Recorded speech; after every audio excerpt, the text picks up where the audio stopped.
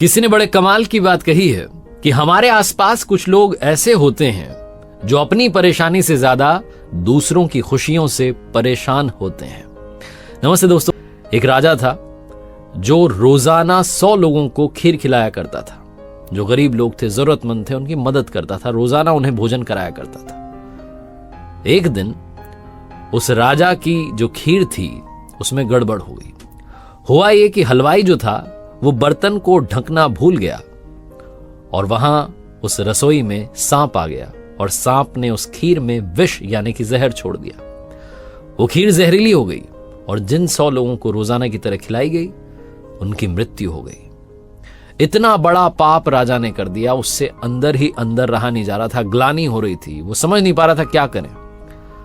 उसने ये फैसला लिया कि वो अपना राजपाट छोड़ देगा, किसी और को अपना उत्तराधिकारी बनाएगा और सब कुछ छोड़कर के जंगल में जाकर के भगवान से कहेगा कि मुझे माफ कर दो, मैं पश्चाताप करना चाहता हूं। इसी विचार के साथ में राजा चल दिया।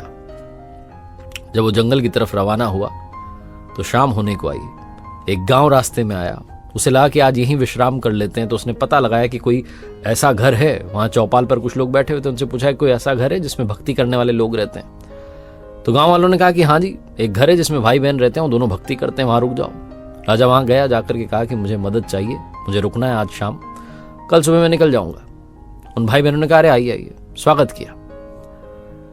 जो बहन थी वो रोजाना सुबह जग करके ध्यान करती थी, ईश्वर की आराधना करती थी, मेडिटेशन करती थी। उसके बाद में, ध्यान के बाद में वो नाश्ता बनाती थी, दिन का रूटीन फॉलो करती थी। तो अगली सुबह वो जगी, ध्यान में बैठी, लेकिन उसके बाद उठी नहीं। बहुत समय हो गया। जब वो ध्यान से उठी तब तक बहुत देर हो गई थी। भाई जो था वो चिढ़ने लगा, गुस्सा करने लगा कि दीदी तुमने क्या कर दिया, हमारे घर में मुसाफिर रुका है, उसे भोजन कराना है, उसे भेजना है, तुम इतनी देर से जगी। तो बहन अपने भाई को बताने लगी कि क्या बताऊं, आज ध्यान में ऊपर वाले की सभा लगी थी और ईश्वर जो थे वो फैसला नहीं कर पा रहे थे कि क्या करना है। एक मसला ऐसा आ गया था। तो भाई ने पूछा क्या हो गया। तो बहन ने बताया कि एक राजा है जिसने 100 लोगों को जहरीली खीर खिला दी और वो सब उससे गलती से हुआ, भूल से हुआ।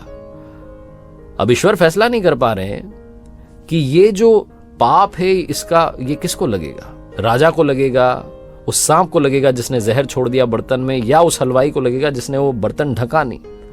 ये फैसला चल रहा था, बहुत लंबी बहस चल रही थी।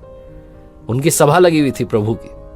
तो राजा ने जैसे ही सुना उसको समझ में आया कि मेरा वाला मैटर चल रहा है। तो उसने पूछा उस बहन से कि अरे क्या हुआ फिर। तो उस लड़की ने कहा कि अभी फैसला हुआ नहीं है, कल का इंतजार करना पड़ेगा। राजा जो था उसे लगा कि अरे तो मुझे फिर से रुकना पड़ेगा, आज इस फैसले को तो जानना है कि किसको पाप लगेगा। राजा ने कहा क्या मैं एक दिन और रुक सकता हूं, मुझे कल निकलना है। राजा उसी घर में रुक गया।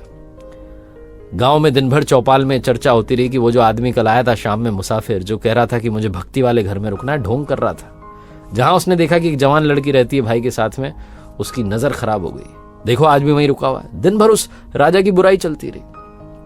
अगली सुबह वो लड़की फिर से ध्यान में बैठी, ध्यान उसका खत्म हुआ। राजा ने फटाफट से पूछा कि अरे क्या फैसला हुआ। लड़की ने कहा कि वो ईश्वर की सभा में फैसला हुआ कि वो जो पाप है वो तो मेरे गांव में जो चौपाल पर लोग बैठते हैं वो बांट के ले गए। छोटी सी कहानी है, लेकिन सिखाती ये है कि जो निंदा करते हैं, जो बुराई करते हैं, दिन भर गॉसिपिंग में लगे रहते हैं, इसकी बुराई उसकी बुराई, वो दूसरों का पाप भी अपने माथे लेकर के घूम रहे होते हैं। इसीलिए हमेशा हमें किसी की भी हो बुराई से बचना चाहिए। एक बार फिर से वही बात जो अक्सर आपसे कहता हूं, ऊपर वाले के आशीर्वाद, अपनी मेहनत और अपनों के प्यार के साथ कर दिखाओ कुछ ऐसा कि दुनिया करना चाहे आपके जैसा।